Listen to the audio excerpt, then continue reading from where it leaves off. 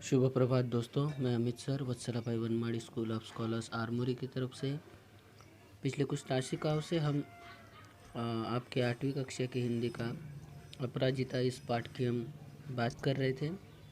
इस पाठ के माध्यम से लेखिका शिवानी जी ने एक अपाहिज लड़की की कहानी बताने की कोशिश की है कि किस तरह से हमारी प्रकृति ने, इस विधाता ने उस पर एक जुल्म ढाया है कि ये लड़की बचपन से ही अपाहिज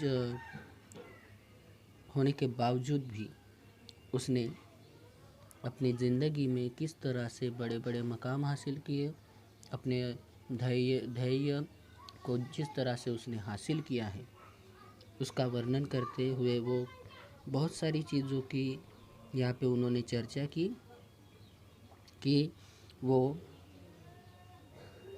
जो कुछ भी अभी तक करते आ रही है वो सामान्य जनों के परे हैं। जो शरीर से पूरी तरह से धष्टपुष्ट होने के बावजूद भी जो लोग ये सारी चीज़ें नहीं कर सकते, वो सारी चीज़ें ये अपाहिज लड़की कर रही है।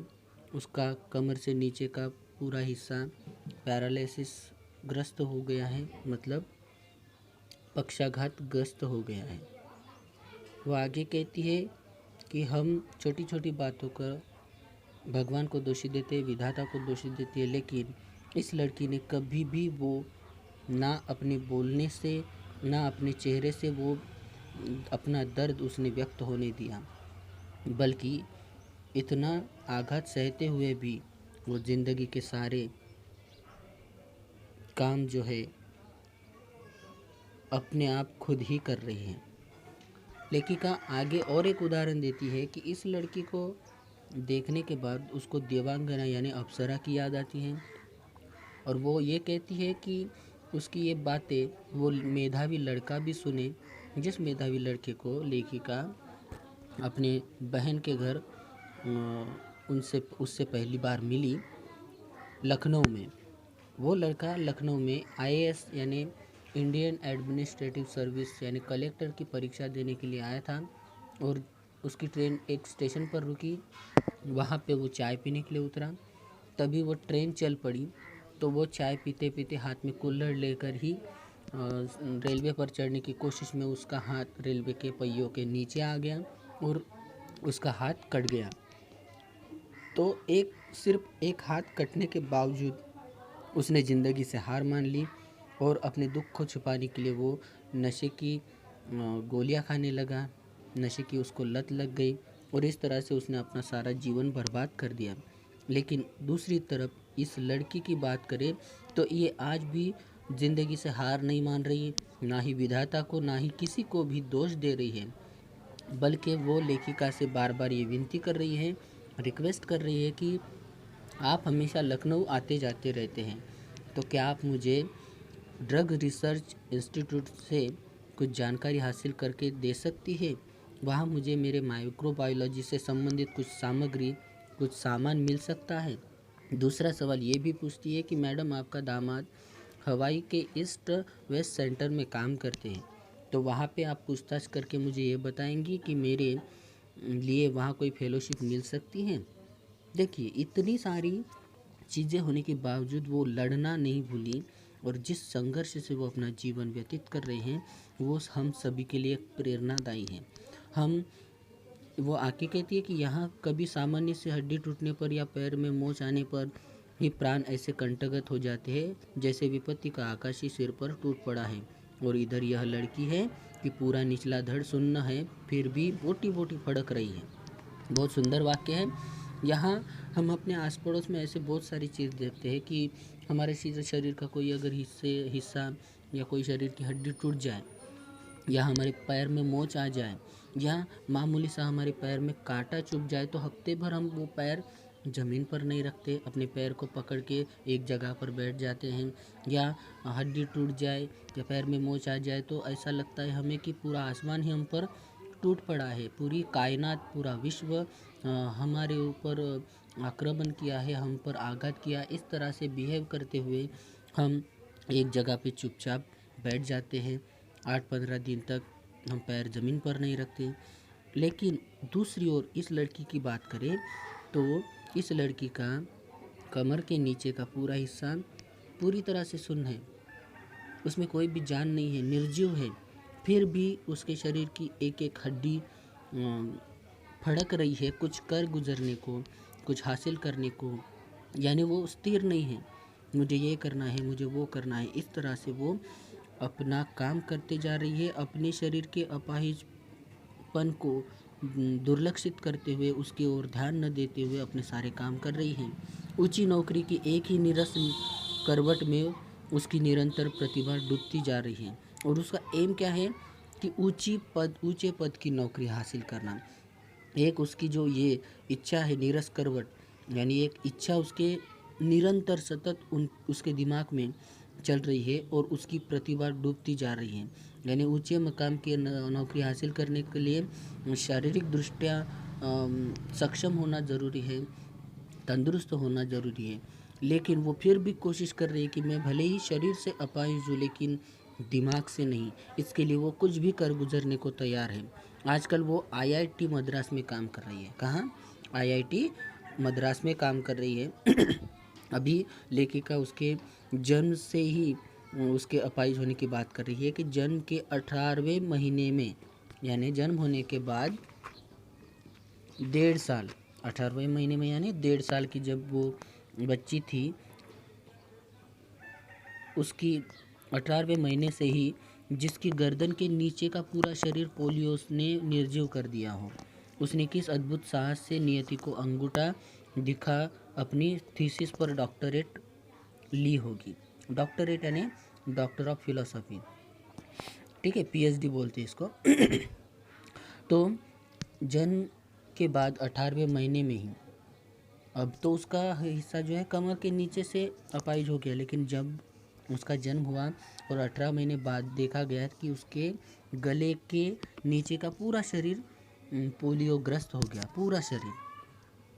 तो इस तरह से पोलियोग्रस्त होने के बावजूद भी उसने जिस अद्भुत साहस से और अपने मेहनत से, जिद से, जिसने इस पूरी सृष्टि को, इस नियति को, इस भगवान को अंगूठा यानी ठेंगा दिखाते हुए, यानी उनको हराते हुए उसने पीएचडी हासिल कर ली।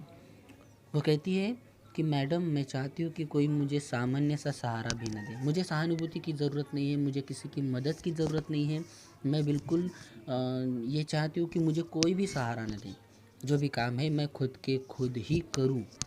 आप तो देख सकती है मेरी माँ को मेरी कार चलानी पड़ती है, मैंने इसी से एक ऐसी कार का नक्शा बना कर दिया है जिससे मैं अपने पैरों के निर्जीव अस्तित्व को भी सजीव बना दूंगी। वो कहती है कि आप तो हमेशा देखती है कि मेरी कार मेरी माँ को चलानी पड़ती है, इसलिए मैंने ऐसी कार का डिज़ाइन बनाया, ऐसे कार का नक्शा बनाया जिस कार को मैं अपने निर्जीव पैरों के सहारे भी चला सकूं।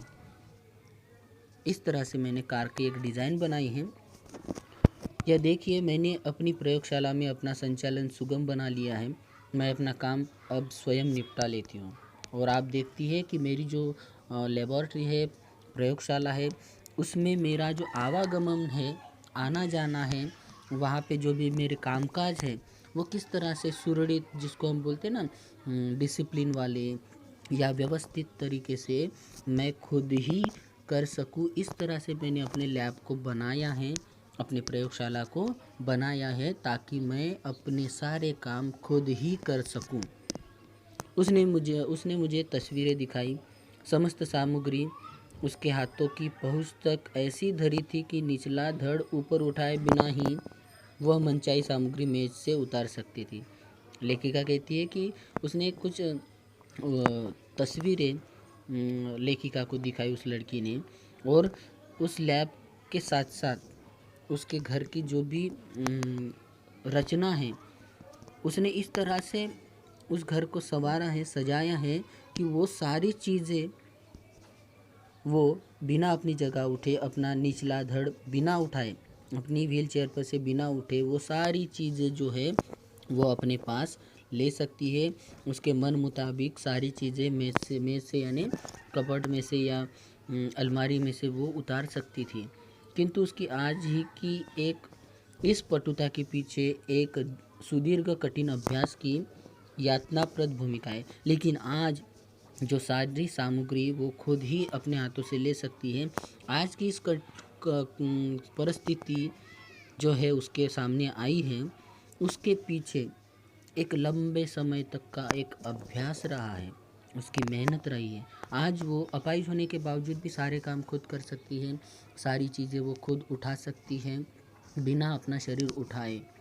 तो इस कंडीशन में जो आज आई है, वो जो मकाम उसने इस परिस्थिति में हासिल किया, उसके पीछे उसका कठिन परिश्रम, कठिन अभ्यास,